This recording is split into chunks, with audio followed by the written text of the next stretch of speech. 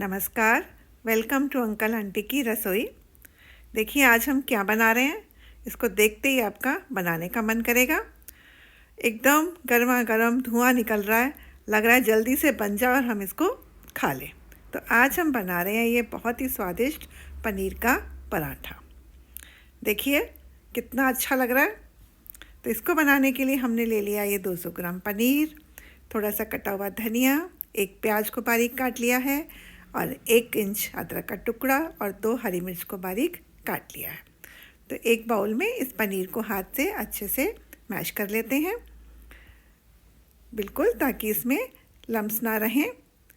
और साथ में ही अब इसमें डाल देते हैं ये जो हमारी अदरक हमने रखी थी, इसको भी ग्रेट करके हम इसमें मिक्स कर लेते हैं। और साथ में ये जो सब्जियां थी हमारे पास में, हरी मिर्च, प्याज और धनिया, इनको भी इसमें मिक्स कर लेते हैं। तो अगर आपको हमारी ये रेसिपी पसंद आए तो प्लीज़ हमारे चैनल को लाइक करें, सब्सक्राइब करें। अब इसमें डाल देते हैं 1 छोटा चम्मच धनिया पिसा हुआ और आधा छोटा चम्मच लाल मिर्च पिसी हुई, क्योंकि हरी मिर्च हम पहले ही डाल चुके हैं तो लाल मिर्च हम कम डाल रहे हैं। और साथ में ही 1/4 टीस्पून हल्दी पाउडर, 1 चम्मच और उससे थोड़ा सा और ज़्यादा हम डाल दिया इसमें नमक। इसको आप अपने टेस्ट के हिसाब से कम ज़्यादा कर सकते हैं। साथ में आधा छोटा चम्मच डाल दिया इसमें अमचूर पाउडर और आधा छोटा चम्मच अजवाइन को हाथ से क्रश करके इसमें डाल दिया। इन सबको मिक्स कर लेते हैं ताकि सारे मसाले इसमें अच्छे से मिक्स हो जाएं। और अब इसके बाद में हम थोड़ा सा डालेंगे इसमें गरम मसाला भी, तो आधा छोटा चम्मच इसमें गरम मसाला भी डाल दिया है। इससे इसका फ्लेवर और अच्छा हो जाएगा। तो इसके लिए आटा जो है वो जैसे नॉर्मल रोटी का आटा है, ना ज़्यादा हार्ड ना ज़्यादा सॉफ्ट, वही आटा लगाया था। तो उसमें एक लोई लेकर इसको हाथ से एक कटोरी की शेप हम दे देंगे और इसमें जितनी हमारी स्टफिंग आ जाएगी वो सारी की सारी हम इसमें भर देंगे। तो इस तरह से हम इसको हाथ से एक कटोरी बना लेते हैं और इसमें हम पनीर की स्टफिंग डाल देंगे। तो इस पनीर की स्टफिंग से हमारे लगभग 5 से 6 पराठे आराम से बन जाएंगे। तो इसको हम गोल करके ऐसे ही थोड़ा सा दबा के, थोड़ी सी बीच में ये गहरी हो गई तो इसमें हम पनीर को डाल देंगे। तो जितना इसमें आ सकती है स्टफिंग उतनी हमने इसमें मिक्स कर दी और सब तरफ से इसके किनारों से पकड़कर इनको ऊपर बंद कर देते हैं। देखिए इस तरह से, और ऊपर हम इन सबको दबा देते हैं।